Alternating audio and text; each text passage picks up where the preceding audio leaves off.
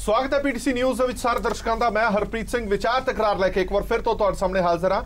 देश का ढिड भरन वाला अन्नदाता एक बार फिर तो सड़कों पर उतरिया होया। हालांकि सरकार लख दावे कर ले कि उन्होंने कर्जा खत्म होने की कवायद है जिहड़ी वो शुरू हो गई है, पर समझ नहीं आता कि जेकर कर्जा मुक्ति की स्कीम है जिहड़ी वो शुरू हो चुकी है, कईयां ते कर्जे लथ भी चुके ने, तो आत्म हत्यावां दा सिलसिला क्यों नहीं रुक रहा, बैंकां नूं घेरन दा सिलसिला क्यों नहीं रुक रहा, सड़कों ते किसान क्यों आए हुए ने इन्नी गर्मी दे विच।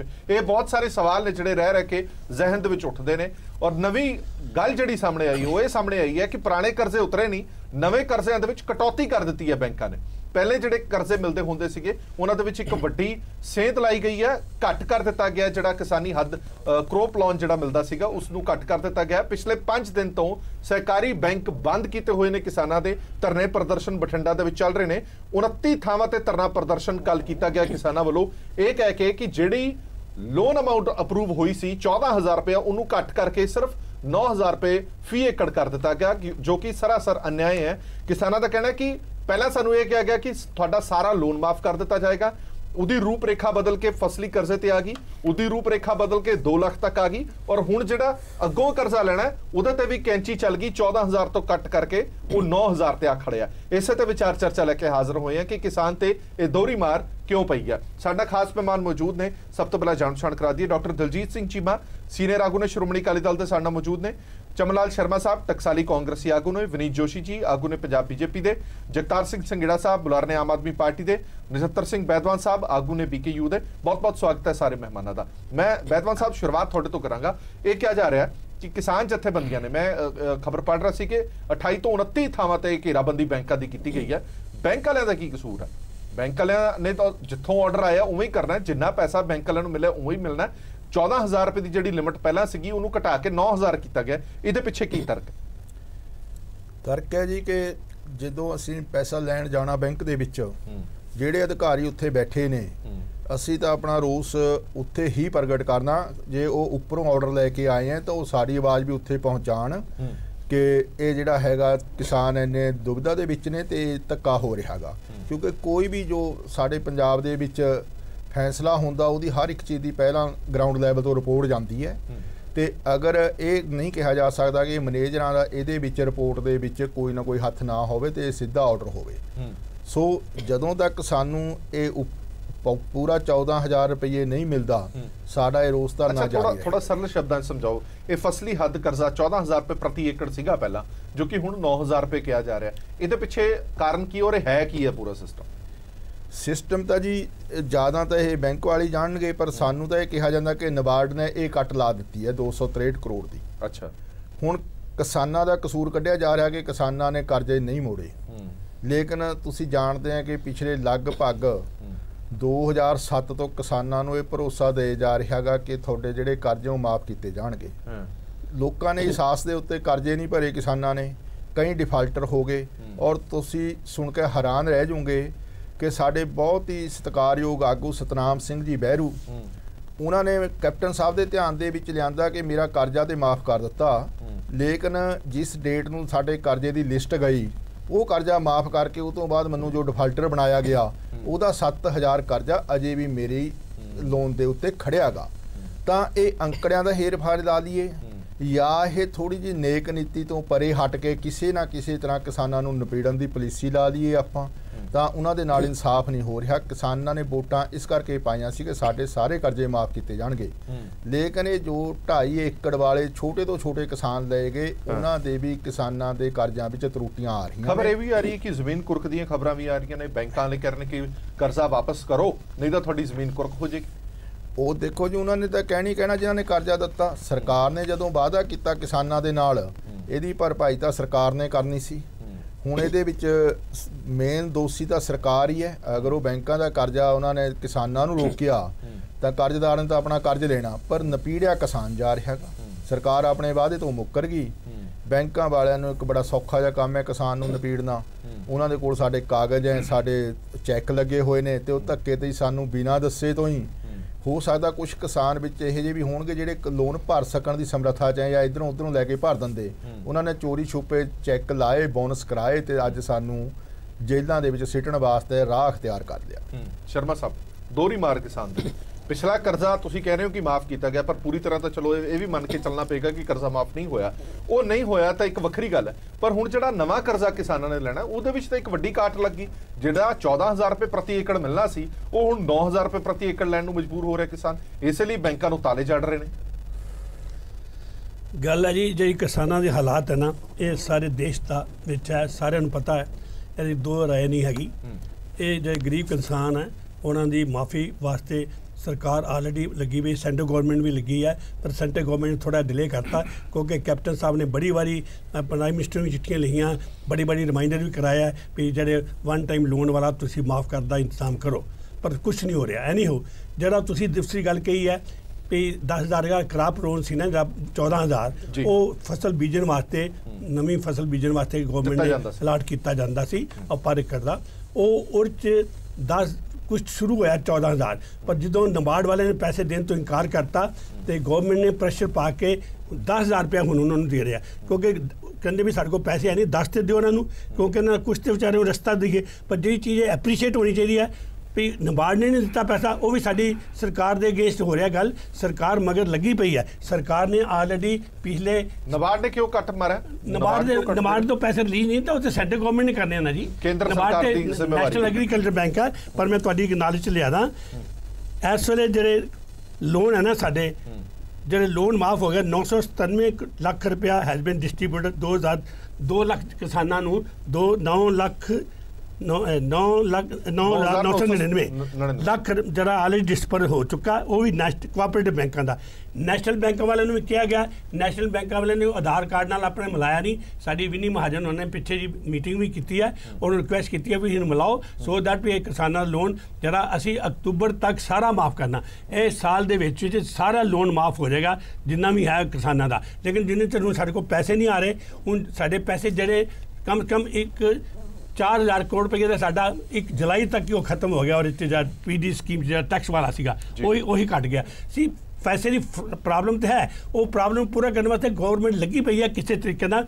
ਕਿਸਾਨਾਂ ਦੇ ਹੱਕ 'ਚ ਸਭ ਕੁਝ ਹੋ ਰਿਹਾ, ਲੇਕਿਨ ਦੁਰਦਸ਼ਾ ਸਾਡੀ ਬਿਜ਼ਨਸ ਵਾਲਿਆਂ ਦੀ, ਇੰਡਸਟਰੀਲਿਸਟ ਦੀ ਵੀ ਹੋ ਰਹੀ ਹੈ। ਪਰ ਅਸੀਂ ਕਹਿੰਦੇ ਕਿਸਾਨਾਂ ਨਾਲ ਪਹਿਲਾਂ ਹੋ ਜਾਏ, ਕਿਉਂਕਿ ਚਲੋ ਸ਼ਰਮਾ ਸਾਹਿਬ ਅੰਦਾਤਾ ਤੇ ਹੋਈ ਹੈ ਗੱਲ ਇਹ ਹੈ ਗਵਰਨਮੈਂਟ 14,000 ਰੁਪਇਆ ਪ੍ਰਤੀ ਏਕੜ ਮਿਲਣਾ ਸੀ, ਉਹਦੇ ਤੇ ਕਾਟ ਵੱਜ ਕੇ 9 ਜਾਂ 10,000 ਰੁਪਏ ਹੋਇਆ, ਉਹਦੇ ਪਿੱਛੇ ਕੇਂਦਰ ਸਰਕਾਰ ਜ਼ਿੰਮੇਵਾਰ। ਕੇਂਦਰ ਸਰਕਾਰ ਨੂੰ ਕਹਿ ਰਹੇ ਨਬਾਰਡ ਵਾਲੇ ਪੈਸੇ ਦੇਣ ਲੱਗੀ ਪਈ ਗਵਰਨਮੈਂਟ ਰੋਜ਼ ਸੈਂਟਰ ਗਵਰਨਮੈਂਟ ਦੇ ਸੈਕਟਰੀ ਨੂੰ ਟੈਲੀਫੋਨ ਕਰ ਰਹੇ। ਹਾਂਜੀ ਹਾਂਜੀ, ਨਛੱਤਰ ਜੀ ਕੁਝ ਕਹਿਣਾ ਚਾਹੁੰਦੇ? ਮੈਂ ਇਹ ਕਹਿਣਾ ਚਾਹੁੰਦਾ ਸਰ ਕਿ ਤੇਲ ਲਾ ਲਓ, ਕੋਈ ਵੀ ਚੀਜ਼ ਲਾ ਲਓ, ਜਿਸ ਹਿਸਾਬ ਨਾਲ ਇਹ ਮਹਿੰਗਾਈ ਵਧੀ ਹੈ 2-3 ਮਹੀਨੇ 'ਚ, ਹੋਣਾ ਤਾਂ ਇਹ ਚਾਹੀਦਾ ਸੀ ਕਿ ਸਾਡਾ 14,000 ਵੱਧ ਕੇ 20,000 ਤੇ 18,000 ਤੇ ਪਹੁੰਚਦਾ, ਉਲਟਾ 5,000 ਸਾਡਾ ਕੱਢ ਕੇ ਸਾਨੂੰ ਤਾਂ ਮਹਿੰਗਾਈ ਨੇ ਨਪੀੜ ਕੇ ਰੱਖਤਾ ਜੀ। ਠੀਕ ਹੈ ਚੀਮਾ ਸਾਹਿਬ, ਅਸੀਂ ਵਾਰ-ਵਾਰ ਪੰਜਾਬ ਸਰਕਾਰ ਨੂੰ ਘੇਰਾਬੰਦੀ ਕਰਦੇ ਹਾਂ, ਤੁਹਾਡੀ ਭਾਈਵਾਲ ਪਾਰਟੀ ਹੈ ਕੇਂਦਰ ਦੇ ਵਿੱਚ, ਨਬਾਰਡ ਵੱਲੋਂ ਕਾਟ ਕੱਟੀ ਗਈ ਹੈ ਤੇ ਅਸੀਂ ਮੁਜ਼ਾਹਰੇ ਸਰਕਾਰ ਦੇ, ਪੰਜਾਬ ਸਰਕਾਰ ਦੇ ਖਿਲਾਫ ਕਰ ਰਹੇ ਹਾਂ, ਅਜਿਹਾ ਕਿਉਂ? ਦੇਖੋ, ਪਹਿਲਾਂ ਤੇ ਕਾਂਗਰਸ ਪਾਰਟੀ ਨੂੰ, ਪੰਜਾਬ ਸਰਕਾਰ ਨੂੰ ਇਸ ਗੱਲ ਦਾ ਹਿਸਾਬ ਤਾਂ ਦੇਣਾ ਕਿ ਜਿਹੜੀ ਬੈਂਕਾਂ ਦੀ ਕ੍ਰੈਡੀਬਿਲਿਟੀ ਇਰੋਡ ਹੋਈ ਹੈ ਉਹਦੇ ਪਿੱਛੇ ਕੌਣ ਹੈ। ਪੰਜਾਬ ਦੇ ਵਿੱਚ ਕਾਂਗਰਸ ਦੀ ਸਰਕਾਰ ਬਣ ਗਈ ਸੀ, ਇਹਨਾਂ ਨੇ ਅਨਾਉਂਸ ਕੀਤਾ ਸੀ ਕਿ ਬਣਦਿਆਂ ਸਾਰ ਕਿਸਾਨਾਂ ਦੇ ਸਾਰੇ ਕਰਜ਼ੇ ਮਾਫ ਕਰਾਂਗੇ। ਸਾਰਿਆਂ ਤੋਂ ਪਹਿਲਾਂ ਮੁੱਕਰ ਗਏ ਤੇ ਫਿਰ ਕੋਆਪਰੇਟਿਵ ਬੈਂਕਾਂ ਦੇ ਉੱਤੇ ਗੱਲ ਆ ਗਈ। ਮੁੱਖ ਮੰਤਰੀ ਸਾਹਿਬ ਨੇ ਵਿਧਾਨ ਸਭਾ ਦੇ ਫਲੋਰ ਦੇ ਉੱਤੇ ਕਹਿ ਦਿੱਤਾ ਕਿ ਸਾਰੇ ਕੋਆਪਰੇਟਿਵ ਬੈਂਕਾਂ ਦੇ ਕਰਜ਼ੇ ਕਿਸਾਨਾਂ ਦੇ ਮਾਫ ਹੋਣਗੇ। ਜਿਹੜਾ ਕੋਈ ਆਪਣੇ ਕਰਜ਼ੇ ਵਾਪਸ ਕਰਦਾ ਸੀ ਉਹਨੇ ਵੀ ਆਪਣੀ ਕਿਸ਼ਤ ਰੋਕ ਦਿੱਤੀ, ਕਿਉਂਕਿ ਮੁੱਖ ਮੰਤਰੀ ਸਾਹਿਬ ਦੇ ਐਲਾਨ ਤੋਂ, ਔਰ ਉਹ ਵੀ ਵਿਧਾਨ ਸਭਾ ਦੇ ਵਿੱਚ ਕੀਤਾ ਗਿਆ, ਹੋਰ ਕੋਈ ਵੱਡੀ ਗੱਲ ਨਹੀਂ ਹੋ ਸਕਦੀ ਸੀ। ਇਸ ਕਰਕੇ ਉਹ ਸਾਰੇ ਬੈਂਕਾਂ ਦੀ ਰਿਕਵਰੀ ਜਿਹੜੀ ਆ ਉਹ ਰੁਕ ਗਈ। ਕਈ ਲੰਬਾ ਸਮਾਂ ਖਬਰਾਂ ਲੱਗਦੀਆਂ ਰਹੀਆਂ ਕਿ ਬੈਂਕਾਂ ਦੀਆਂ, ਕੋਆਪਰੇਟਿਵ ਸੁਸਾਇਟੀਆਂ ਦੀਆਂ ਰਿਕਵਰੀਆਂ 20% ਰਹਿ ਗਈਆਂ। ਜਦੋਂ ਬਾਅਦ ਦੇ ਵਿੱਚ ਪੈਕੇਜ ਅਨਾਉਂਸ ਹੋਇਆ ਤੇ ਉਹ ਬਹੁਤ ਵੱਡੀ ਠੱਗੀ ਜਿਹੜੀ ਕਿਸਾਨ ਦੇ ਨਾਲ ਮਾਰੀ ਗਈ ਕਿ ਉਹਦੇ ਵਿੱਚ ਜਿਹੜੇ ਇਹਨਾਂ ਨੇ ਟਰਮਸ ਐਂਡ ਕੰਡੀਸ਼ਨ ਤੈਅ ਕੀਤੇ ਗਏ, ਉਹਦੇ ਵਿੱਚ ਬਹੁਤ ਮਾਮੂਲੀ ਜਿਹੜੇ ਕਿਸਾਨਾਂ ਦੇ ਕਰਜ਼ੇ ਮਾਫ ਹੋਏ, ਬਾਕੀ ਸਾਰੇ ਰਹਿ ਗਏ, ਜਿਨ੍ਹਾਂ ਨੂੰ ਬਾਅਦ ਦੇ ਵਿੱਚ ਪੈਨਲਟੀ ਵੀ ਫੇਸ ਕਰਨੀ ਪੈ ਰਹੀ ਹੈ। ਹੁਣ ਬੈਂਕਾਂ ਦੀ ਹਾਲਤ ਤਾਂ ਖਰਾਬ ਕਰੇ ਪੰਜਾਬ ਦੀ ਗੌਰਮੈਂਟ, ਪੰਜਾਬ ਦੇ ਮੁੱਖ ਮੰਤਰੀ, ਕਾਂਗਰਸ ਪਾਰਟੀ, ਤੇ ਉਹਦਾ ਦੋਸ਼ ਅਸੀਂ ਦਈਏ ਜਾ ਕੇ ਕੇਂਦਰ ਸਰਕਾਰ ਨੂੰ, ਇਹ ਕਿਸੇ ਵੀ ਤਰੀਕੇ ਵਾਜਬ ਨਹੀਂ। ਇਹਨਾਂ ਦੀ ਡਿਊਟੀ ਬਣਦੀ ਸੀ ਕਿ ਜਦੋਂ ਇਹਨਾਂ ਨੇ ਕਿਹਾ ਸੀ ਕਿ ਅਸੀਂ ਬੈਂਕਾਂ ਦੇ ਕਰਜ਼ੇ ਮਾਫ ਕਰਾਂਗੇ ਤੇ ਡਾਇਰੈਕਟ ਜਿਹੜੀ ਪੇਮੈਂਟ ਹੈ ਪੰਜਾਬ ਗਵਰਨਮੈਂਟ ਨੂੰ ਆਪਣੇ ਬਜਟ ਦੇ ਵਿੱਚੋਂ ਉਹ ਕੋਆਪਰੇਟਿਵ ਬੈਂਕਾਂ ਦੇ ਖਾਤੇ ਦੇ ਵਿੱਚ ਕਰਨੀ ਬਣਦੀ ਸੀ, ਤਾਂ ਜੋ ਉੱਥੋਂ ਆਪਣੇ ਆਪ ਕਿਸਾਨਾਂ ਦਾ ਕਰਜ਼ਾ ਮਾਫ ਹੋ ਜਾਂਦਾ। ਪਰ ਜਿਹੜੀ ਡਰਾਮੇਬਾਜ਼ੀ ਇਹਨਾਂ ਨੇ ਸ਼ੁਰੂ ਕੀਤੀ, और फिर ਜਿਹੜੀਆਂ ਟਰਮਸ ਐਂਡ ਕੰਡੀਸ਼ਨ ਰੱਖੀਆਂ ਕਿ 2 ਲੱਖ ਤੋਂ ਕਿਸੇ ਵੀ ਕਿਸਾਨ ਦਾ ਜੇ 1 ਰੁਪਿਆ ਵੀ ਵੱਧ ਹੋਇਆ ਤੇ ਉਹਦਾ 1 ਪੈਸਾ ਵੀ ਮਾਫ ਨਹੀਂ ਕੀਤਾ ਜਾਏਗਾ।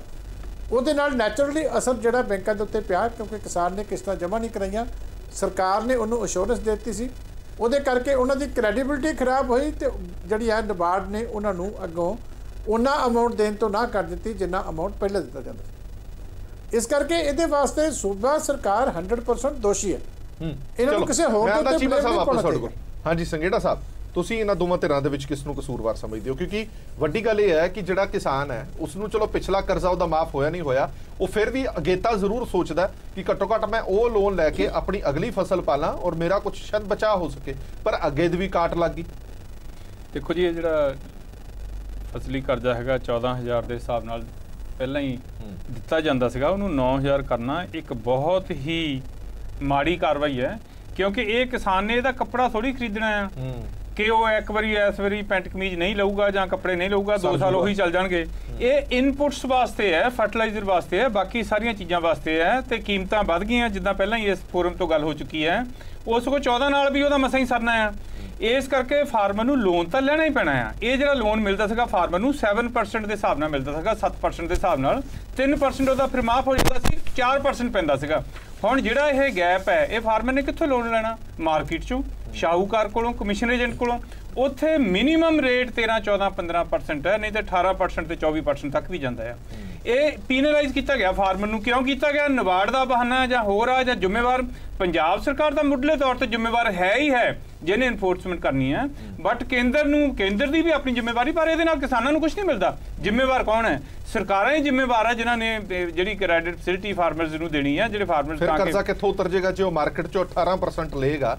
ਕਿਸਾਨ ਦਾ ਕਰਜ਼ਾ ਉਤਰ ਨਹੀਂ ਸਕਦਾ। ਬਿਲਕੁਲ ਉੱਥੇ ਹੀ ਮੈਂ ਆ ਰਿਹਾ ਹਰਪ੍ਰੀਤ ਜੀ। ਤੇ ਪਹਿਲਾਂ ਕਿਸਾਨ ਨੂੰ ਸ਼ੁਰੂਆਤ ਕਿੱਥੋਂ ਹੋਈ ਹੈ?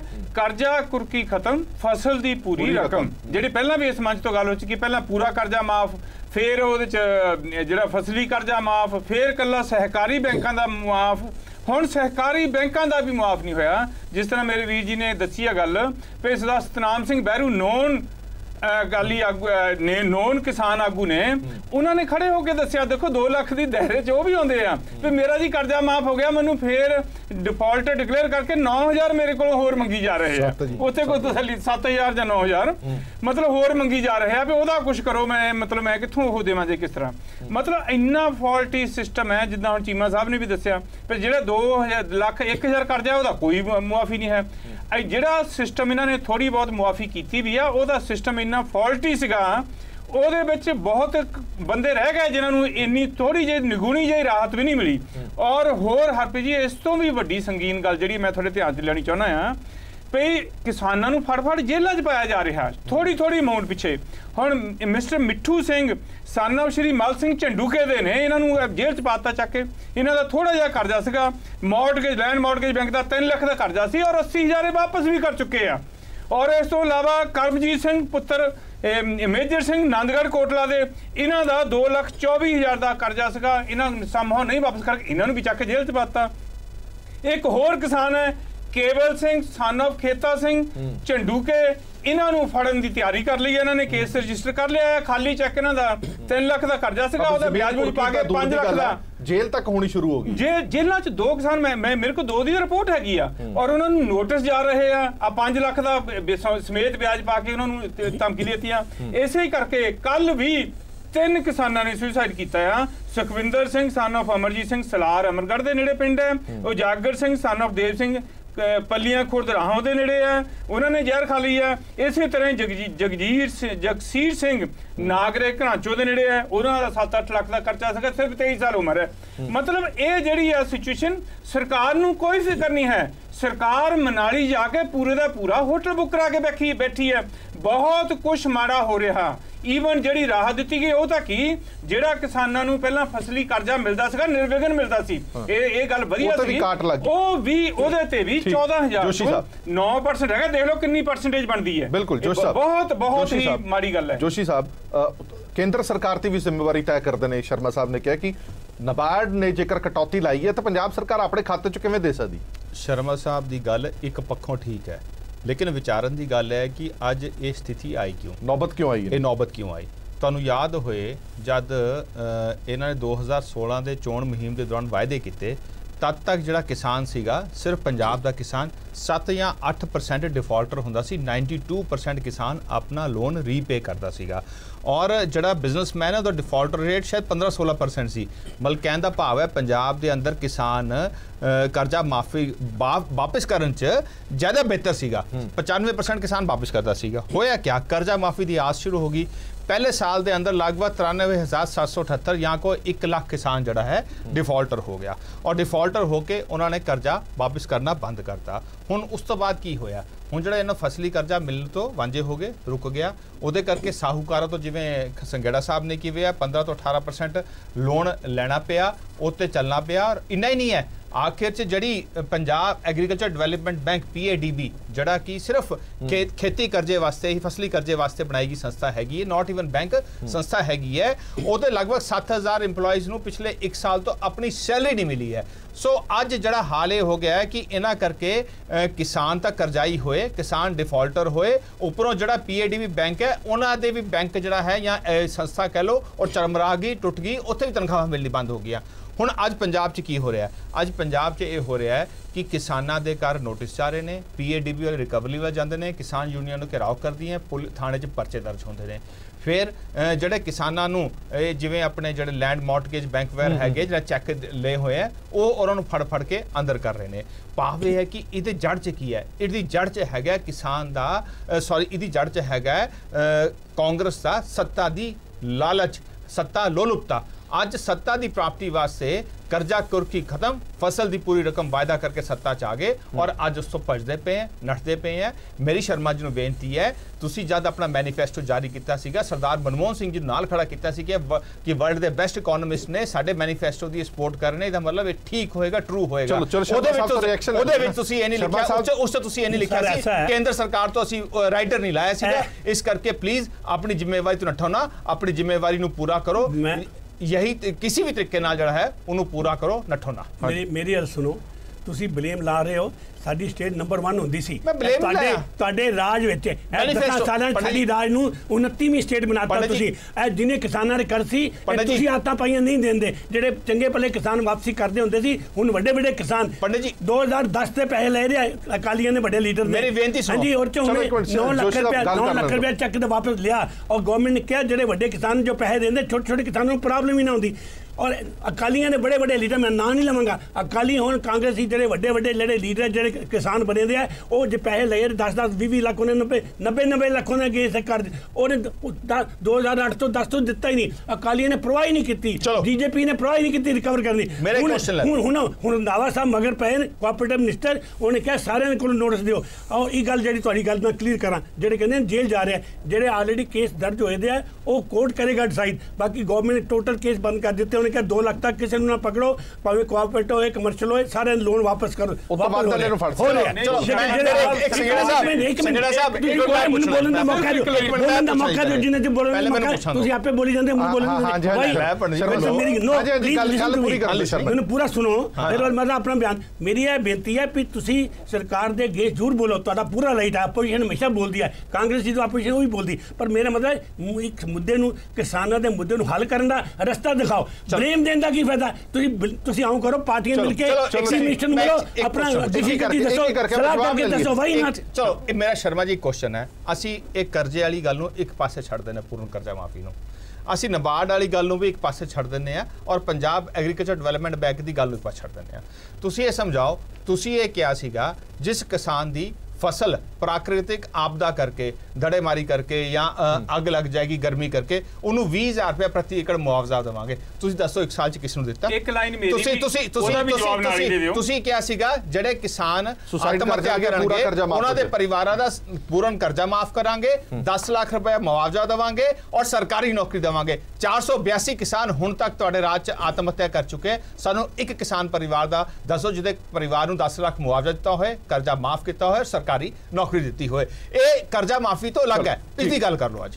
ਨਾਲੇ ਦੂਸਰੀ ਸਿਰਫ ਇੱਕ ਲਾਈਨ, ਜਦੋਂ ਸਰਕਾਰ ਬਣੀ ਸੀ ਕੈਪਟਨ ਸਾਹਿਬ ਨੇ ਕਲੀਅਰ ਕੱਟ ਕਿਹਾ ਸੀਗਾ ਵੀ ਕੋਈ ਵੀ ਕਿਸਾਨ ਜੇਲ੍ਹ ਨਹੀਂ ਜਾਏਗਾ ਸਪੈਸ਼ਲੀ ਉਹਨਾਂ ਨੇ ਕੋਆਪਰੇਟਿਵ ਬੈਂਕਾਂ ਦੇ ਲੈਂਡ ਮਾਰਗੇਜ ਇਹਨਾਂ ਦੇ ਕਰਜ਼ੇ ਬਾਰੇ ਜ਼ਰੂਰ ਕਿਹਾ ਸੀ। ਉਹਨਾਂ ਨੇ ਕਿਤੇ ਨਹੀਂ ਕਿਹਾ ਸੀਗਾ ਵੀ ਜਿਹੜੇ ਪਹਿਲਾਂ ਕੇਸ ਇਧਰਲੇ ਪਾਸੇ ਆ ਜਾਂ ਉਹ ਆ ਤੇ ਉਹਨਾਂ ਦੇ ਵਿੱਚ ਜਿਹੜੇ ਜਾਣਗੇ ਇਦਾਂ ਤਾਂ ਹੋ ਨਹੀਂ ਨਾ ਸਕਦਾ। ਮੇਰੀ ਤਾਂ ਕੁਐਸਚਨ ਵੀ ਨਹੀਂ, ਸਵਾਲ ਵੀ ਨਹੀਂ, ਮੇਰੀ ਤਾਂ ਤੁਹਾਨੂੰ ਹੱਥ ਜੋੜ ਕੇ ਬੇਨਤੀ ਹੈ ਕਿ ਮੁੱਖ ਮੰਤਰੀ ਸਾਹਿਬ ਤੱਕ ਪਹੁੰਚਾਓ। ਕਿਸਾਨ ਤਾਂ ਪਹਿਲਾਂ ਹੀ ਸੁਸਾਈਡ ਕਰ ਰਹੇ ਆ, ਔਰ ਸੁਸਾਈਡ ਕਿਸਾਨ ਇਸ ਕਰਕੇ ਨਹੀਂ ਕਰ ਰਹੇ ਕਿ ਕਰਜ਼ਾ ਦੇ ਜਿਹੜਾ ਉਹਨਾਂ ਕੋਲ ਵਾਪਸ ਨਹੀਂ ਕਰ ਹੁੰਦਾ ਜਾਂ ਕਿੱਦਾਂ। ਉਹ ਜਦੋਂ ਉਹਨਾਂ ਨੂੰ ਪਤਾ ਲੱਗ ਜਾਂਦਾ ਵੀ ਸਾਡੇ ਭਾਈਚਾਰੇ 'ਚ ਪਤਾ ਲੱਗਣਾ ਮੈਂ ਕਰਜ਼ਾ ਨਹੀਂ ਵਾਪਸ ਦੇ ਰਿਹਾ, ਕਿਸਾਨ ਦੇਣਾ ਚਾਹੁੰਦਾ ਕਰਜ਼ਾ, ਇਹ ਨੀਤੀਆਂ ਕਰਕੇ ਕਿਸਾਨ ਸੁਸਾਈਡ ਕਰ ਰਿਹਾ। ਇਹਦੇ ਨਾਲ ਤਾਂ ਤੁਸੀਂ ਉਹਨਾਂ ਨੂੰ ਹੋਰ ਜਲਾਲਤ ਕਰ ਰਹੇ ਹੋ। ਕਿਸਾਨ ਜੇਲ੍ਹ ਚਲਾ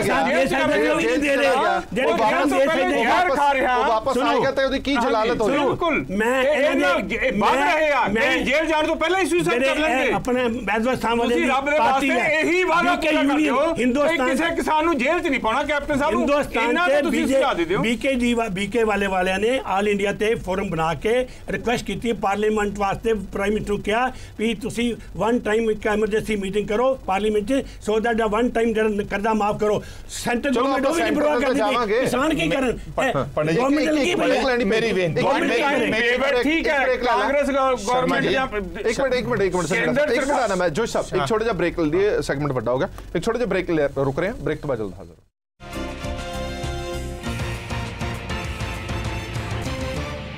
ਬ੍ਰੇਕ ਤੋਂ ਬਾਅਦ ਦਰਸ਼ਕਾਂ ਦਾ ਇੱਕ ਵਾਰ ਫਿਰ ਤੋਂ ਸਵਾਗਤ ਹੈ। ਸਾਡੀ ਵਿਚਾਰ ਚਰਚਾ ਜਾਰੀ ਹੈ ਔਰ ਬੈਦਵਾਨ ਸਾਹਿਬ ਇੱਕ ਸਵਾਲ ਮੇਰਾ ਇਹ ਵੀ ਹੈਗਾ ਕਿ ਹੁਣ ਤੋਂ ਪਹਿਲਾਂ ਕਿਸਾਨ ਜਥੇਬੰਦੀਆਂ ਦੀ ਬੈਂਕ ਵਾਲਿਆਂ ਨਾਲ ਜਾਂ ਸੁਸਾਇਟੀਆਂ ਦੇ ਨਾਲ ਬੜੀ ਗੂੜੀ ਮਿੱਤਰਤਾ ਹੁੰਦੀ ਸੀ ਔਰ ਆਪਸੀ ਲੈਣ ਦੇਣ ਕਰਕੇ ਹੀ ਇਹ ਸਾਰਾ ਵਪਾਰ ਚੱਲਦਾ ਸੀ।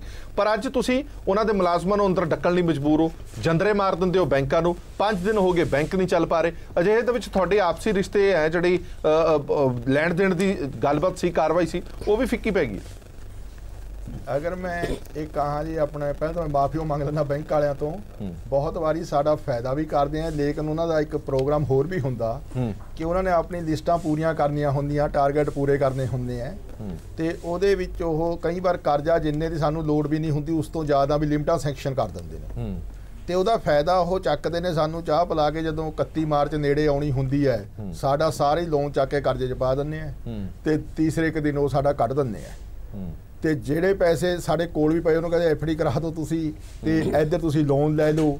ਇਹ ਜਿਹੜੇ ਚੱਕਰ ਹੈਗੇ ਗਲਤ ਗਾਈਡ ਯਾਨੀ ਕਿਸਾਨ ਨੂੰ ਕਰਿਆ ਜਾਂਦਾ। ਬਹੁਤ ਸਾਰੇ ਕਿਸਾਨ ਜਦ ਪਿੱਛੇ ਭਰਨ ਲੱਗੇ ਸੀਗੇ ਤਾਂ ਬੈਂਕਾਂ ਵਾਲਿਆਂ ਨੇ ਦੱਸਿਆ ਵੀ ਤੁਹਾਡਾ ਮਾਫ ਹੋ ਜਾਣਾਗਾ, ਤੁਸੀਂ ਦੇਖ ਲਓ। ਉਹ ਦੇਖ ਲਏ ਦੇ ਵਿੱਚ ਇੱਕ ਵਾਰ ਜਿਹੜਾ ਟੁੱਟ ਗਿਆ ਅਹਿਸਾਸ ਤੇ ਉਹਨਾਂ ਨੇ ਪੈਸਾ ਖਰਚਤਾ, ਉਹ ਗਿਆ। ਹੁਣ ਮੈਂ ਇਹ ਦੱਸ ਦੇਵਾਂ ਕਿ ਦੋਏ ਸਰਕਾਰਾਂ ਬੀਜੇਪੀ ਤੇ ਕਾਂਗਰਸ ਸਾਡੇ ਲਈ ਦੋਏ ਕਸੂਰਵਾਰ ਨੇ। ਦੋਵਾਂ ਨੇ ਸਾਨੂੰ ਰੇਟ ਨਹੀਂ ਦਿੱਤਾ ਤੇ ਸਾਡਾ ਜਿਹੜਾ ਕਰਜ਼ਾ ਉਹ ਦੋ ਤਰ੍ਹਾਂ ਚੜਿਆ। ਰੇਟ ਘੱਟ ਹੋਣ ਦੇ ਨਾਲ ਇੱਕ ਪਾਸੇ ਤਾਂ ਕਿਸਾਨ ਕਮਜ਼ੋਰ ਹੁੰਦਾ ਚਲਿਆ ਗਿਆ, ਉਹਦੀ ਬਾਰਗੇਨਿੰਗ ਪਾਵਰ ਖਤਮ ਹੋਈ, ਪੰਜਾਬ ਦੇ ਵਿੱਚ ਵੈਟ ਦਾ ਸੇਲਜ਼ ਟੈਕਸ ਦਾ ਲਾਸ ਹੁੰਦਾ ਰਿਹਾ।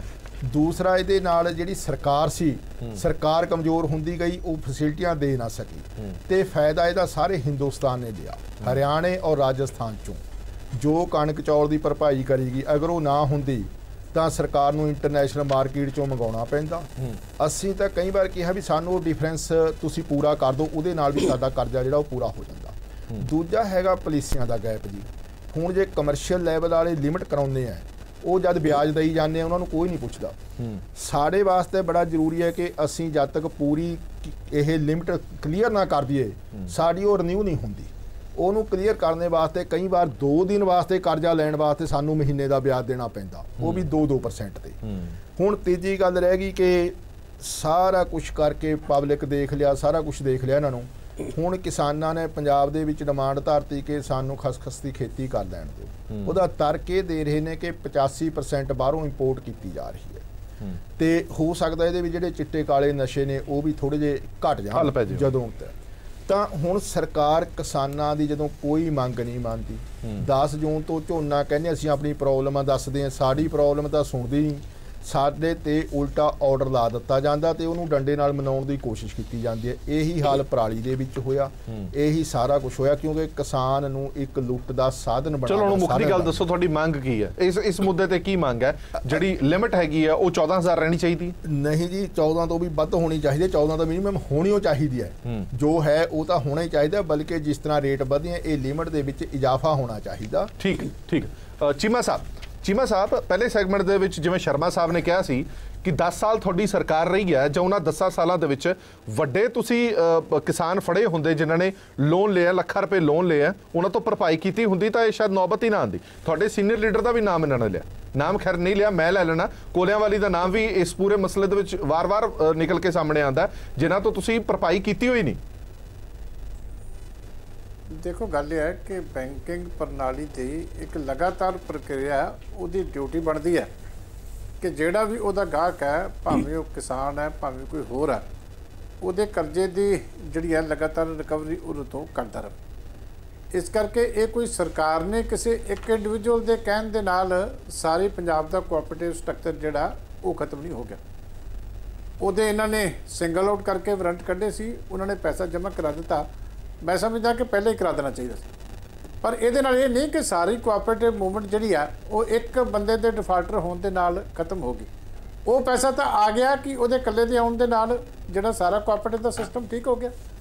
ਗੱਲ ਇਹ ਕਿ ਜਿਹੜੀ ਬੇਸਿਕ ਗੱਲ ਜਿਹੜੀ ਸ਼ਰਮਾ ਜੀ ਨੂੰ ਜ਼ਰੂਰ ਮੰਨਣੀ ਚਾਹੀਦੀ ਹੈ ਕਿ ਇਹ ਜਿਹੜਾ ਫਰਾਡ ਤੁਸੀਂ ਕੀਤਾ ਕਿਸਾਨੀ ਦੇ ਨਾਲ, ਕਿ ਤੁਹਾਨੂੰ ਪਤਾ ਸੀ ਤੁਸੀਂ ਨਹੀਂ ਕਿਸਾਨ ਦਾ ਕਰਜ਼ਾ ਮਾਫ ਕਰ ਸਕਦੇ, ਲੇਕਿਨ ਤੁਸੀਂ ਵੋਟਾਂ ਬਟੋਰਨ ਵਾਸਤੇ ਜਿਹੜੇ ਗੁਟਕਾ ਸਾਹਿਬ ਦੇ ਉੱਤੇ ਹੱਥ ਰੱਖ ਕੇ ਕਸਮਾਂ ਖਾਧੀਆਂ, ਇਹ ਉਹਦੀ ਸਜ਼ਾ ਜਿਹੜੀ ਹੈ ਅੱਜ ਕੋਆਪਰੇਟਿਵ ਬੈਂਕ ਵੀ, ਕੋਆਪਰੇਟਿਵ ਸੁਸਾਇਟੀਆਂ ਵੀ ਤੇ ਕਿਸਾਨ ਵੀ ਭੁਗਤ ਰਹੇ। ਤੁਸੀਂ ਉਹਨਾਂ ਵਿਚਾਰਿਆਂ ਨੂੰ ਪੈਨਲਟੀਆਂ ਪਾ ਦਿੱਤੀਆਂ, ਉਹਨਾਂ ਦੀਆਂ ਉਮੀਦਾਂ ਤੋੜ ਦਿੱਤੀਆਂ। ਅੱਜ ਉਹਨਾਂ ਦੀਆਂ ਖੁਦਕੁਸ਼ੀਆਂ ਦੇ ਵਿੱਚ ਵਾਧਾ ਹੋਇਆ ਤੇ ਇਸੇ ਕਰਕੇ ਹੋਇਆ ਕਿ ਉਹਨਾਂ ਨੂੰ ਲੱਗਦਾ ਕਿ ਹੁਣ ਜਦੋਂ 2 ਲੱਖ ਤੋਂ ਵੱਧ ਕਿਸੇ ਦਾ ਕਰਜ਼ਾ ਹੀ ਮਾਫ ਨਹੀਂ ਹੋਣਾ ਤੇ ਫਿਰ ਉਹਨਾਂ ਦੀ ਜ਼ਿੰਦਗੀ ਜਿਹੜੀ ਹੈ ਉਹ ਹੁਣ ਉਹਦਾ ਕੋਈ ਫਾਇਦਾ ਨਹੀਂ, ਉਹ ਮਾਯੂਸ ਹੋ ਕੇ ਖੁਦਕੁਸ਼ੀਆਂ ਕਰ ਰਿਹਾ। ਇਹ ਸਾਰੇ ਵਾਸਤੇ ਜ਼ਿੰਮੇਵਾਰ ਕੌਣ ਹੈ ਕਿ ਉਸ ਪਾਰਟੀ ਦੇ ਖਿਲਾਫ, ਉਸ ਕਾਂਗਰਸ ਸਰਕਾਰ ਦੇ ਖਿਲਾਫ ਐਕਸ਼ਨ ਨਹੀਂ ਹੋਣਾ ਚਾਹੀਦਾ। ਆਪਾਂ ਇੱਕ ਵਿਅਕਤੀ ਨੂੰ ਡਿਫਾਲਟਰ ਮੰਨ ਕੇ ਜਿਹੜੀ ਹੈ ਸਾਰੀ ਜ਼ਿੰਮੇਵਾਰੀ ਨਹੀਂ ਉੱਤੇ ਪਾ ਸਕਦੇ। ਜਿਨ੍ਹਾਂ ਨੇ ਸਾਰੇ ਢਾਂਚੇ ਨੂੰ ਖਤਮ ਕੀਤਾ ਕਿ ਉਹਨਾਂ ਨੂੰ ਐਡਾ ਵੱਡਾ ਫਰਾਡ ਦੇ ਕਰਕੇ ਉਹਨਾਂ ਨੂੰ, ਸਰਕਾਰ ਨੂੰ, ਉਸ ਨੂੰ ਚੱਲਦਾ ਨਹੀਂ ਹੋਣਾ ਚਾਹੀਦਾ ਕਿ ਉਹਨਾਂ ਦੀ ਡਿਊਟੀ ਨਹੀਂ ਬਣਦੀ ਕਿ ਜੇ ਉਹ ਨਹੀਂ ਕਰ ਸਕੇ ਤੇ ਆਪਣਾ ਇਮਾਨਦਾਰੀ ਦੇ ਨਾਲ ਅਸਤੀਫਾ ਦੇ ਕੇ ਲੋਕਾਂ ਕੋਲੋਂ ਮਾਫੀ ਮੰਗਣ। ਇਸ ਤਰੀਕੇ ਤੁਸੀਂ ਕਿਵੇਂ ਡਿਫੈਂਡ ਕਰ ਸਕਦੇ ਹੋ ਕਿ ਤੁਸੀਂ ਸਾਰੀ ਬੈਂਕਿੰਗ ਪ੍ਰਣਾਲੀ, ਸਾਰਾ ਕੋਆਪਰੇਟਿਵ ਸਿਸਟਮ, ਸਾਰੀ ਕਿਸਾਨੀ ਜਿਹੜੀ ਆ, ਇੱਕ ਉਹਨੂੰ ਕਰਜ਼ਾ ਮਾਫੀ ਦਾ ਸਿਰਫ ਵੋਟਾਂ ਵਾਸਤੇ ਲਾਲਚ ਦੇ ਕੇ ਇਹ ਕਰ ਦਿੱਤਾ, ਔਰ ਅੱਜ ਜਿਹੜੇ ਦੋਸ਼ ਆ ਉਹ ਤੁਸੀਂ ਕਦੀ ਕਾਂਗਰਸ, ਅਕਾਲੀ ਦਲ ਤੇ ਲਾਓ, ਕਦੀ ਬੀਜੇਪੀ ਤੇ ਲਾਓ ਕਿ ਅਸੀਂ ਤੁਹਾਨੂੰ ਸਲਾਹ ਦਿੱਤੀ ਸੀ ਕਿ ਤੁਸੀਂ ਇਸ ਤਰੀਕੇ ਦਾ ਮੈਨੀਫੈਸਟੋ ਦਿਓ, ਇਸ ਤਰੀਕੇ ਦੇ ਵਾਅਦੇ ਕਰੋ। ਅਸੀਂ ਜਿੰਨਾ ਕਰ ਸਕਦੇ ਸੀ ਕਿਸਾਨ ਦਾ ਉਹ ਕਰਦੇ ਸੀ। ਅਸੀਂ ਉਹਦੀ ਹੈਲਥ ਦੀ ਜ਼ਿੰਮੇਵਾਰੀ ਚੁੱਕੀ ਸੀ, ਕਿਸਾਨ ਨੂੰ ਕ੍ਰੈਡਿਟ ਕਾਰਡ ਬਣਾ ਕੇ ਦਿੱਤਾ ਸੀ ਕਿ 50,000 ਤੱਕ ਦਾ ਇਲਾਜ ਦਾ ਖਰਚਾ ਹੋਵੇ ਤਾਂ ਉਹ ਸਰਕਾਰ ਭਰੇਗੀ। ਅਸੀਂ ਉਹਦੀ ਹੋਰ ਤਰੀਕੇ ਦੇ ਨਾਲ ਮਦਦ ਬਹੁਤ ਪਾਸੇ ਕਰਦੇ ਰਹੇ। ਅਸੀਂ ਬਿਜਲੀ ਪਾਣੀ ਉਹਦਾ ਮਾਫ ਕੀਤਾ ਸੀ, ਅਸੀਂ ਉਹਨੂੰ ਕੋਈ ਗਲਤ ਨਾਰਾ ਨਹੀਂ ਲਾਇਆ। ਲੇਕਿਨ ਤੁਸੀਂ ਐਡਾ ਵੱਡਾ ਫਰਾਡ ਕਰਕੇ ਤੇ ਹੁਣ ਤੁਸੀਂ ਇਹ ਕਹੋ ਕਿ ਇਹਦੇ ਵਾਸਤੇ ਕੇਂਦਰ ਸਰਕਾਰ ਜ਼ਿੰਮੇਵਾਰ ਹੈ, ਦੂਜੇ ਜ਼ਿੰਮੇਵਾਰ ਹੈ, ਇਹ ਕਿਸੇ ਵੀ ਤਰੀਕੇ ਗੱਲ ਵਾਜਬ ਨਹੀਂ। ਠੀਕ ਹੈ ਚੀਮਾ ਸਾਹਿਬ, ਖਦਸ਼ਾ ਇਹ ਵੀ ਪ੍ਰਗਟਾਇਆ ਜਾ ਰਿਹਾ ਕਿ ਜੇਕਰ ਹੁਣ ਜਿਹੜੀ ਲੋਨ ਹੱਦਬੰਦੀ ਹੈ ਉਹ 14,000 ਤੋਂ 9,000 ਕਰ ਦਿੱਤੀ ਜਾਂਦੀ ਹੈ ਤੇ ਜ਼ਮੀਂਦਾਰ ਨੇ ਤਾਂ ਲੋਨ ਲੈਣਾ ਹੀ ਲੈਣਾ, ਜੇਕਰ ਉਹ ਬਾਹਰੋਂ ਲੋਨ ਲੈਂਦਾ ਹੈ, ਵੱਡੇ ਵਿਆਜ ਤੇ ਲੋਨ ਲੈਂਦਾ ਹੈ, ਤਾਂ ਫਿਰ ਲੱਗਦਾ ਹੈ ਕਿ ਤੁਹਾਨੂੰ ਹਾਲਾਤ ਹੋਰ ਵਿਗੜ ਸਕਦੇ ਨੇ। 100% ਹੋਰ ਵਿਗੜਨਗੇ ਕਿਉਂਕਿ ਉਹਨੂੰ ਤਾਂ ਆਲਰੇਡੀ ਬਹੁਤ ਨੁਕਸਾਨ ਹੋਇਆ। ਜਿਹੜੀ ਪਹਿਲਾਂ ਗੱਲ ਹੋਈ ਸੀ ਕਿ 7% ਦੇ ਉੱਤੇ ਕਰਜ਼ਾ ਮਿਲਦਾ ਹੈ, ਜੇ ਉਹ ਟਾਈਮ ਸਿਰ ਮੋੜ ਦਿੰਦਾ ਸੀ ਤੇ ਉਹਨੂੰ ਵਿਆਜ 4% ਪੈਂਦਾ ਸੀ, ਉਹਨੂੰ ਹੁਣ ਵਿਆਜ ਪਿੱਛੇ 11% ਦੇਣਾ ਪਿਆ। ਇੱਕ ਤਾਂ ਦਾ ਉਹ ਨੁਕਸਾਨ ਹੋਇਆ, ਦੂਜਾ ਹੁਣ ਜਿਹੜੀ ਕਰਜ਼ਾ ਹੱਦ ਤੁਸੀਂ ਘਟਾ ਦਿੱਤੀ, ਇਹਦੇ ਨਾਲ ਕੁਦਰਤੀ ਗੱਲ ਹੈ ਕਿ ਨਾ ਉਹ ਆਪਣੀ ਖਾਦ ਦੀ ਮਿਕਦਾਰ ਘਟਾ ਸਕਦਾ, ਨਾ ਬੀਜ ਦੀ ਮਿਕਦਾਰ ਘਟਾ ਸਕਦਾ, ਨਾ ਹੋਰ ਖਰਚੇ ਘਟਾ ਸਕਦਾ। ਉਹਨੂੰ ਫਿਰ ਜਾ ਕੇ ਕਿਸੇ ਨਾ ਕਿਸੇ ਆੜਤੀ ਕੋਲੋਂ, ਸ਼ਾਹੂਕਾਰ ਕੋਲੋਂ ਫਿਰ 1.5% 2% ਜਿਹੜਾ ਕਿ 18% 24% ਬਣਦਾ, ਉਹਨੇ ਵਿਆਜ ਦੇ ਉੱਤੇ ਜਾ ਕੇ ਉਹਨੂੰ ਫਿਰ ਕਰਜ਼ਾ ਲੈਣਾ ਪਊਗਾ। ਇਸ ਕਰਕੇ ਕਿਸਾਨੀ ਦੀ ਮੰਗ ਤਾਂ ਜਾਇਜ਼ ਹੈ ਕਿ ਜਿਹੜੇ ਉਹਨਾਂ ਦਾ ਆਲਰੇਡੀ ਸਿਸਟਮ ਚੱਲ ਰਿਹਾ ਸੀ ਉਹ ਤੁਸੀਂ ਬੰਦ ਕਰ ਦਿੱਤਾ, ਵਾਅਦਾ ਆਪਣਾ ਪੂਰਾ ਨਹੀਂ ਕੀਤਾ। ਠੀਕ ਹੈ, ਮੈਂ ਆਨਾ ਵਾਪਸ ਸ਼ਰਮਾ ਸਾਹਿਬ, ਕਿਸਾਨ ਜਥੇਬੰਦੀਆਂ ਨੇ ਐਲਾਨ ਕੀਤਾ ਕਿ 28 ਮਈ ਨੂੰ ਪੂਰੇ ਸੂਬੇ ਦੇ ਜਿਹੜੇ ਬੈਂਕ ਨੇ ਉਹਨਾਂ ਦਾ ਘਿਰਾਓ ਕੀਤਾ ਜਾਏਗਾ ਜੇਕਰ ਸਾਡੀਆਂ ਮੰਗਾਂ ਪ੍ਰਵਾਨ ਨਹੀਂ ਹੁੰਦੀਆਂ। ਜਿਹੜਾ 14,000 ਰੁਪਈਆ ਉਸ ਨੂੰ ਪ੍ਰਵਾਨ ਨਹੀਂ ਕੀਤਾ ਜਾਂਦਾ। ਇਹਦੇ ਤੇ ਸਰਕਾਰ ਗੰਭੀਰ ਹੈ ਵੀ ਹੈ ਕਿ ਨਹੀਂ? ਕਿਉਂਕਿ ਕਿਸਾਨ ਜਥੇਬੰਦੀਆਂ ਤਾਂ ਇੱਥੋਂ ਤੱਕ ਇਲਜ਼ਾਮ ਲਾਉਂਦੀਆਂ ਨੇ ਕਿ ਸਰਕਾਰ ਗੰਭੀਰ ਹੀ ਨਹੀਂ ਹੈ, ਸਰਕਾਰ ਨਾਮ ਦੀ ਕੋਈ ਚੀਜ਼ ਹੀ ਨਹੀਂ ਹੈ ਸੂਬੇ 'ਚ। ਚੀਮਾ ਸਾਹਿਬ, ਸਰਕਾਰ ਬੜੀ ਗੰਭੀਰ ਹੈ, ਤੁਸੀਂ ਇਹਦਾ ਫਿਕਰ ਨਾ ਕਰੋ। ਮੈਂ ਤੁਹਾਨੂੰ ਦੱਸਾਂ ਇਸ ਮਹੀਨੇ 'ਚ 3,26,000 ਮਾਰਜਨਲ ਫਾਰਮਰਾਂ ਨੂੰ ਕਵਰ ਕੀਤਾ ਜਾਏਗਾ, ਉਹਨਾਂ ਲੋਨ ਵੇਵ ਹੋ ਰਿਹਾ, ਔਰ ਜਿਹੜਾ 10,25 ਲੱਖ ਫਾਰਮਰ ਜਿਹੜੇ ਨਵੰਬਰ ਤੱਕ ਉਹ ਵੀ ਕਵਰ ਹੋ ਜਾਣਗੇ। ਪ੍ਰੋਬਲਮ ਸਿਰਫ ਹੈ ਕਿ ਥੋੜਾ ਬਹੁਤਾ ਪੈਸਾ ਸਾਡੀ ਗਵਰਨਮੈਂਟ ਨੇ ਜਿਹੜੇ ਬਜਟ ਸੀ ਨਾ, ਬਜਟ ਬਣਾਇਆ ਸੀ ਉਹ 'ਚ 5% ਬਜਟ ਨੂੰ ਨਾ ਡਾਈਵੀਸ਼ਨ ਕਰਕੇ ਐਜੂਕੇਸ਼ਨ ਤੇ ਵਿੱਚ ਸੈਨਿਟਰੀ ਚ ਲਿਜਾ ਰਿਹਾ ਹੈ ਸੋ ਦੈਟ ਵੀ ਇਨਫਰਾਸਟ੍ਰਕਚਰ ਭਾਵੇਂ ਘਟ ਜਾਏ ਲੇਕਿਨ ਜਿਹੜੀਆਂ ਚੀਜ਼ਾਂ ਜ਼ਰੂਰੀ ਹੈ ਉਹ ਐਜੂਕੇਸ਼ਨ ਜ਼ਰੂਰੀ ਹੈ ਸੈਨੀਟੇਸ਼ਨ ਜ਼ਰੂਰੀ ਹੈ ਹੋਰ ਕੰਮ ਜ਼ਰੂਰੀ ਹੈ ਐਦਾਂ ਕਿਸਾਨਾਂ ਵਾਸਤੇ ਲੱਗ ਗਿਆ ਇਹ ਤੁਹਾਨੂੰ ਗਰੰਟੀ ਦਿੱਤੀ ਹੈ ਵੀ ਇਸ ਮਹੀਨੇ 'ਚ 3,26,000 ਮਾਰਜਨ ਜਿਹੜੇ ਨਾ ਬੰਦੇ ਕਿਸਾਨ ਹੈ ਉਹਨਾਂ ਭਲਾ ਹੋਏਗਾ ਔਰ ਦਸੰਬਰ ਤੱਕ ਸਾਰਾ ਮਾਫ ਹੋ ਜਾਏਗਾ ਸਾਰਿਆਂ ਦਾ ਹੋਏਗਾ ਇਹ ਗਰੰਟੀ ਦਿੱਤੀ ਗਿਆ ਗਵਰਨਮੈਂਟ ਨੇ ਇਹ ਹੋ ਜਾਏਗਾ ਚੀਮਾ ਸਾਹਿਬ ਵੀ ਵੱਡਾ ਐਲਾਨ ਕੀਤਾ ਸ਼ਰਮਾ ਸਾਹਿਬ ਨੇ ਦਸੰਬਰ ਤੱਕ ਸਾਰੇ ਕਿਸਾਨਾਂ ਦਾ ਕਰਜ਼ਾ ਮਾਫ ਹੋ ਜਾਏਗਾ ਗਵਰਨਮੈਂਟ ਨੇ ਬਿਆਨ ਦਿੱਤਾ ਹੈ ਜਿਹੜੇ ਲਿਮਿਟ ਦੇ ਵਿੱਚ ਆਉਂਦੇ ਨੇ ਪਹਿਲਾਂ ਹੁਣ ਤੁਸੀਂ ਤੁਹਾਡੀ ਸਰਕਾਰ ਤੁਹਾਡੀ ਨਾਲ ਤੁਸੀਂ ਮਦਦ ਕਰਾਓ ਨਾ ਜਿਹੜੇ ਮਦਦ ਵੀ ਕਰਾਓ ਪਲੀਜ਼ बीजेपी वाले अकाली दल के सेंट्रल गवर्नमेंट को मदद कराओ ਤੁਹਾਡਾ सूबा है ਤੁਹਾਡੀ भी ड्यूटी बनती है बजाय कि ਤੁਸੀਂ अटैक करो ਤੁਸੀਂ मदद करो किसानों की ਤੁਹਾਡਾ लड़न नाल नहीं होना प्यार देना संभालो चलो पर रिप्लाई ले लिया हाँ जी चीमा साहब नहीं पहला तो शर्मा जी ने पूछो कि सरकार नाल गलबात कित्थे करिए है कित्थे है सानू ये तो दस दिओ कि सरकार है कित्थे है ਤੁਹਾਡੇ ਬਿਆਨ ਚ 2 ਮਿੰਟ ਪਹੁੰਚ ਜਾਏ ਸਰਕਾਰ ਤੁਹਾਡੇ ਕੋਲ ਬੈਂਕਨ ਨਹੀਂ ਦੱਸਦਾ ਦਿਓ ਕਿ ਇਹ ਪਰਦਾ ਕੰਦੋਂ ਰੱਖ ਦਿਓ ਪਰਦਾ ਕੀ ਜਦੋਂ ਤੁਹਾਡਾ ਬਿਆਨ ਹੈ ਦੂਜੇ ਦਿਨ ਤੁਹਾਨੂੰ ਜਵਾਬ ਆ ਜਾਂਦਾ ਸਾਰੇ ਪੰਜਾਬ ਦੇ ਵਿੱਚ ਦਰਿਆਵਾਂ ਦੇ ਵਿੱਚ ਪੋਲੂਸ਼ਨ ਹੋਈ ਪਈ ਹੈ ਪੀਣ ਵਾਲੇ ਪਾਣੀ ਦੇ ਜਿਹੜੇ ਸਾਰੇ ਲੋਕਾਂ ਦੇ ਪਲਾਂਟ ਨੇ ਉਹ ਬੰਦ ਹੋਏ ਆ ਬੰਦ ਕਰਤਾ ਸਰਕਾਰ ਨੇ ਸੀਲ ਕਰਤਾ ਨਾ ਇਸ ਵੇਲੇ ਪੰਜਾਬ ਦੇ ਵਿੱਚ ਮੁੱਖ ਮੰਤਰੀ ਸਾਹਿਬ ਨੇ ਨਾ ਪਬਲਿਕ ਹੈਲਥ ਦੀ ਮਿਨਿਸਟਰ ਹੈ ਪੰਜਾਬ ਦੇ ਵਿੱਚ ਕਿਰਪਾ ਕਰਕੇ ਦੱਸ ਦਿਓ ਜੇ 5 ਦਿਨ ਬੰਦਾ ਛੁੱਟੀ ਚਲ ਗਿਆ ਇਹ 75 ਸਾਲ ਦਾ ਬੰਦਾ 5 ਦਿਨ ਛੁੱਟੀ ਚਲ ਗਿਆ ਤੁਹਾਨੂੰ ਵੀ ਤਕਲੀਫ ਹੋ ਗਈ ਕਮਾਲ ਹੈ नहीं सानू कोई काम तो सरकार ते चल रही है पूरा काम कर रहे हैं सारे मिनिस्टर सेक्रेटरी सारे वर्कर काम कर रहे हैं जब चीफ मिनिस्टर 5 दिन छुट्टी चल गया तो शाबाशी देनी चाहिए भी उन्हें रेस्ट की जरूरत है ह्यूमन बीइंग है इंसान है दोवें ਵੱਡੀਆਂ ਸਮੱਸਿਆਵਾਂ ਨੇ ਇਸ ਵੇਲੇ ਦੋਵੇਂ ਵੱਡੀਆਂ ਸਮੱਸਿਆਵਾਂ ਨੇ ਕਿਸਾਨੀ ਦੀਆਂ ਵੀ ਬੈਂਕ ਸਾਰੇ ਲੌਕ ਪਏ ਆ और पोल्यूशन दी दरियावां दी एडी वड्डी समस्या चलो ਇਹਦਾ ਜਵਾਬ ਆਪਾਂ ਅੱਗੇ ਵਧਦੇ ਹਾਂ ਜੀ ਸੰਗੀੜਾ ਸਾਹਿਬ ਵਾਰ-ਵਾਰ ਵਿਰੋਧੀ ਧਿਰਾਂ ਭਾਵੇਂ ਤੁਸੀਂ ਹੋਵੋ ਠੀਕ ਹੈ ਚੀਮਾ ਸਾਹਿਬ ਭਾਵੇਂ ਸ਼੍ਰੋਮਣੀ ਅਕਾਲੀ ਦਲ ਹੋਵੇ ਬੀਜੇਪੀ ਹੋਵੇ ਵਾਰ-ਵਾਰ ਇਹ ਸਵਾਲ ਤੁਸੀਂ ਚੁੱਕਦੇ ਹੋ ਕਿ ਸਰਕਾਰ ਹੈ ਕਿੱਥੇ ਹੈ ਗੱਲ ਕਿਹਦੇ ਨਾਲ ਕਰੀਏ ਸਰਕਾਰ ਹੈ ਕਿੱਥੇ ਹੈ ਇਹ ਤਾਂ ਸਮਝ ਨਹੀਂ ਆਉਂਦਾ ਕਿਉਂਕਿ ਮੁੱਖ ਮੰਤਰੀ ਸਾਹਿਬ ਬੜੇ ਸ਼ਿੱਦਤ ਦੇ ਨਾਲ ਕਹਿੰਦੇ ਨੇ ਕਿ ਅਸੀਂ ਗੰਭੀਰਤਾ ਦੇ ਨਾਲ ਕਿਸਾਨੀ ਕਰਜ਼ਾ ਮਾਫ ਕਰ ਰਹੇ ਹਾਂ ਸਾਰੀਆਂ ਸਮੱਸਿਆਵਾਂ ਦਾ ਹੱਲ ਕਰ ਰਹੇ ਹਾਂ ਤੁਸੀਂ ਵਾਰ-ਵਾਰ ਅਟੈਕ ਮੁੱਦਿਆਂ ਦੀ ਬਜਾਏ ਸਰਕਾਰ ਤੇ ਹੀ ਕਰਦੇ ਹੋ ਨਹੀਂ ਮੁੱਦੇ ਵੀ ਤਾਂ ਸਰਕਾਰ ਦੇ ਨਾਲ ਹੀ ਜੁੜੇ ਹੋਏ ਆ ਨਾ ਜਿਹੜੀ ਕਿੱਥੇ ਦੀ ਗੱਲ ਉਹ ਤਾਂ ਚਲੋ ਸਾਰਿਆਂ ਨੂੰ ਪਤਾ ਹੈ ਮੁੱਖ ਮੰਤਰੀ ਸਾਹਿਬ ਮਨਾਲੀ 'ਚ ਨੇ ਆਪਾਂ ਇਹਨੂੰ ਗੱਲ ਨੂੰ ਸਰਕਾਸਟਿਕਲੀ ਕਿਉਂ ਕਰੀਏ ਛੁੱਟੀ ਤੇ ਗਏ ਨੇ ਜਿੱਦਾਂ ਸ਼ਰਮਾ ਜੀ ਨੇ ਕਿਹਾ ਡਿਕਲੇਅਰ ਕਰਕੇ ਗਏ ਪਏ 5 ਦਿਨ ਲਈ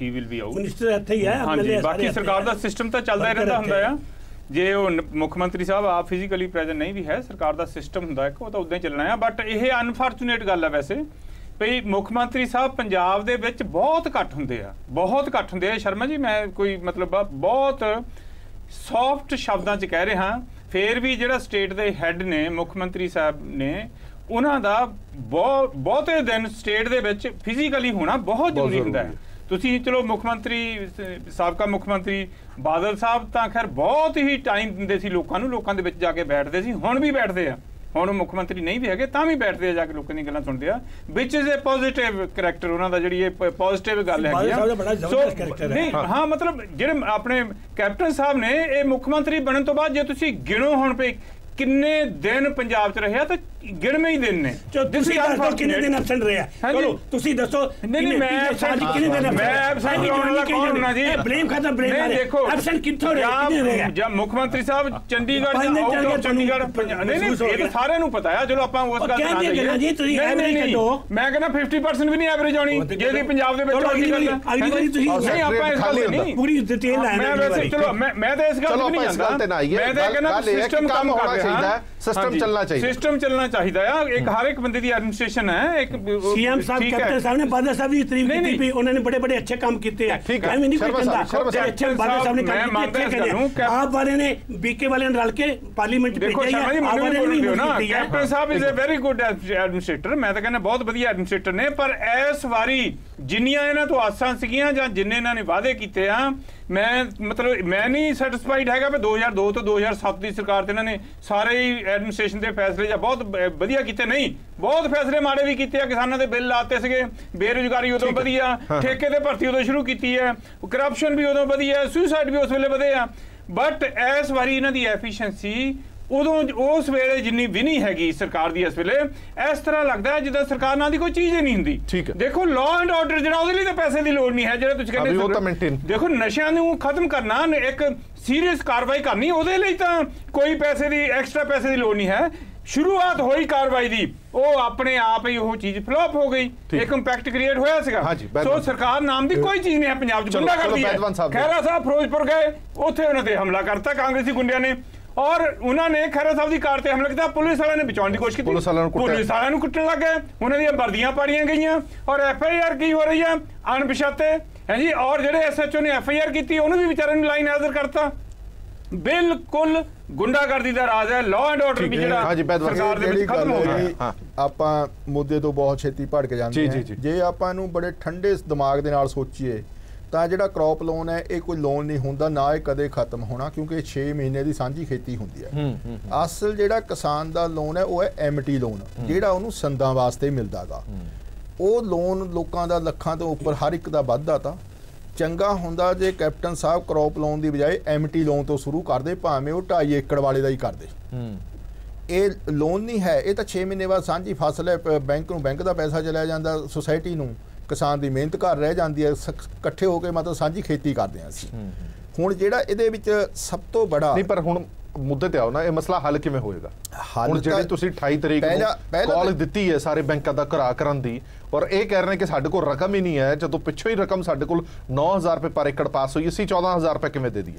ਦੇਖੋ ਸੈਂਟਰ ਹੋਵੇ ਚਾਹੇ ਪੰਜਾਬ ਹੋਵੇ, ਦੋਵਾਂ ਨੂੰ ਰਲ ਕੇ ਪਤਾ ਕਿ ਕਿਸਾਨ ਤੋਂ ਬਿਨਾ ਜ਼ਿੰਦਗੀ ਜਿਉਣੀ ਬੜੀ ਔਖੀ ਹੈਗੀ। ਪਬਲਿਕ ਨੂੰ ਜੇ ਰਾਹਤ ਦੇਣੀ ਹੈ ਤਾਂ ਕਿਸਾਨ ਦਾ ਜਿਉਂਦੇ ਰਹਿਣਾ ਔਰ ਕੰਮ ਕਰਨ ਯੋਗ ਰਹਿਣਾ ਬੜਾ ਜ਼ਰੂਰੀ ਹੈਗਾ।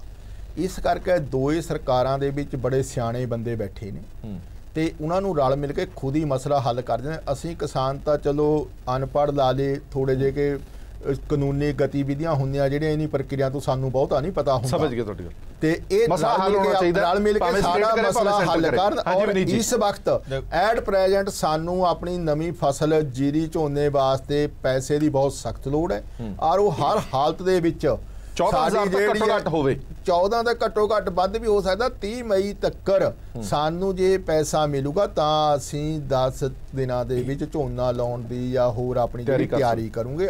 ਸਾਨੂੰ ਨਿਸ਼ਚਿੰਤ ਹੋ ਜਾਈਏ ਕਿ ਸਾਡੇ ਅਕਾਊਂਟ 'ਚ ਪੈਸੇ ਆ ਗਏ, ਸਾਨੂੰ ਹੋਰ ਪੈਸੇ ਹੱਥ ਪਾ। ਗੱਲ ਇਹ ਹੈ ਕਿ ਚੀਮਾ ਸਾਹਿਬ ਮੈਂ ਆਣਾ ਤੁਹਾਡੇ ਕੋਲ, ਦੇਖੋ ਗੱਲ ਇਹ ਹੈ ਕਿ ਵੀ ਅਸੀਂ ਤਾਂ ਕਿਸਾਨਾਂ ਦੇ ਪ੍ਰਤੀ ਹਮੇਸ਼ਾ ਸਿੰਪੈਥੈਟਿਕ ਆ ਔਰ ਨਾਲ ਖੜੇ ਆ, ਔਰ ਸ਼ਾਇਦ ਇਹੀ ਕਾਰਨ ਸੀਗਾ ਕਿ ਲਗਭਗ 5000 ਕਰੋੜ ਐਨੂਅਲ ਜਿਹੜਾ ਸੀਗਾ ਅਸੀਂ ਫ੍ਰੀ ਬਿਜਲੀ ਪਾਣੀ ਦਾ ਕਿਸਾਨਾਂ ਵਾਸਤੇ ਪ੍ਰੋਵੀਜ਼ਨ ਕੀਤਾ ਸੀ, ਔਰ ਉਹਨੂੰ ਆਪਣੇ 10 ਸਾਲ ਅਸੀਂ ਕਦੀ ਵੀ ਉਸ ਰੁਕਾਵਟ ਨਹੀਂ ਆਉਣ ਦਿੱਤੀ, ਔਰ ਉਹਦੇ ਕਰਕੇ ਜਿਹੜੀ ਹੋਰ ਸੰਸਥਾਵਾਂ ਹੈ ਉਹ ਟੁੱਟਣ ਨਹੀਂ ਦਿੱਤੀਆਂ। ਚਲੋ ਮੈਂ ਨਾ ਕਾਂਗਰਸ ਨੂੰ ਮੈਂ ਕਹਿੰਦਾ ਵੀ ਚਲੋ ਕਰਜ਼ੇ ਵਾਲੀ ਗੱਲ ਇੱਕ ਪਾਸੇ ਕਰਕੇ ਮੈਂ ਦੂਜੀ ਗੱਲ ਪੁੱਛ ਲੈਣਾ। ਇਹ ਮੌਸਮ ਹੈ, ਇਸ ਮੌਸਮ 'ਚ ਕਾਟਨ ਦੀ ਬਿਜਾਈ ਹੋਣੀ ਹੈ, ਠੀਕ ਹੈ, ਤੇ ਜੇ ਕਾਟਨ ਬੀਜੀ ਜਾਣੀ ਹੈ ਤੇ ਜਿਹੜਾ ਸਾਡਾ ਜਿਹੜਾ ਮਾਲਵੇ ਵਾਲਾ ਕਾਫੀ ਵੱਡਾ ਇਲਾਕਾ ਜਿਹੜਾ ਹੈਗਾ ਨਹਿਰੀ ਪਾਣੀ ਦੀ ਡਿਪੈਂਡ ਕਰਦਾ ਹੈ, ਤੇ ਇਰੀਗੇਸ਼ਨ ਡਿਪਾਰਟਮੈਂਟ ਜ਼ਿੰਮੇਵਾਰੀ ਬਣਦੀ ਸੀ ਕਿ ਇਸ ਟਾਈਮ ਤੋਂ ਪਹਿਲੇ ਨਹਿਰਾਂ ਨੂੰ ਸਾਫ਼ ਕਰਦੇ। ਉਹ ਨਹਿਰਾਂ ਨੂੰ ਸਾਫ਼ ਨਹੀਂ ਕੀਤਾ ਤੇ ਇਹਦੇ ਲਈ ਸ਼ਰਮਾ ਜੀ ਕੌਣ ਜ਼ਿੰਮੇਵਾਰ ਹੈ? ਕਿਆ ਇਹਦੇ ਲਈ ਤੁਸੀਂ ਕੇਂਦਰ ਸਰਕਾਰ ਦੇ ਕੰਨੇ ਮੂੰਹ ਘੁਮਾਓਗੇ? ਚਲੋ ਤੁਸੀਂ ਕਿਹਾ ਸੀ ਕਿ ਦਾਣਾ ਦਾਣਾ ਜਿਹੜਾ ਹੈ ਉਹ ਇੱਕਦਮ ਚੱਕਿਆ ਜਾਏਗਾ ਮੰਡੀਆਂ ਦੇ ਅੰਦਰੋਂ, ਇਹ ਕੈਪਟਨ ਸਾਹਿਬ ਦਾ ਵਾਅਦਾ ਸੀਗਾ। गेहूं की खरीद शुरू हो जाए, ये शुरू कराने वास्ते किसानों को टंकियां चढ़ना पिया, सड़क जाम करनी पईयां। उस तो बाद जब खरीद शुरू होगी तो 72-96 घंटे लिफ्टिंग नहीं हुई। जे लिफ्टिंग होगी तो एक दिन च पैसा देने थोड़ा वायदा सीगा, 10-10 दिन 15 दिन लोगों को किसानों को पैसे नहीं मिले, और आखिर च एक नया सुन लिया जो आज तक ना होया, वो है गुंडा टैक्स।